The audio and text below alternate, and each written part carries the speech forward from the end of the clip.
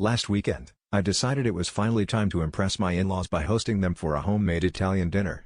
You know, the kind where you make everything from scratch, sprinkle a little basil on top, and casually mention how store-bought just doesn't taste the same. I'd watched at least 4 YouTube videos and read a blog post, so I felt pretty much ready for my culinary debut.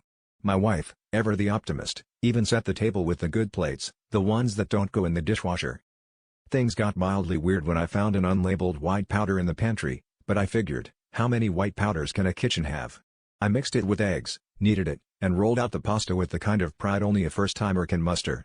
I layered the lasagna, popped it in the oven, and spent the next hour basking in the scent of what I assumed was my future as the favorite son-in-law.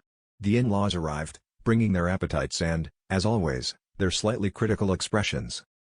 We all sat down and dug in, forks clinking, conversation flowing. But after the first bite, things got strangely quiet. My father-in-law tried to cut into his lasagna but ended up wrestling it like a stubborn suitcase zipper. My wife, ever supportive, smiled through gritted teeth as her fork bent at a 45-degree angle. Her mom attempted to chew a bite, but after a few minutes of determined jaw action, I noticed she'd started eyeing the window, probably calculating the fastest escape route.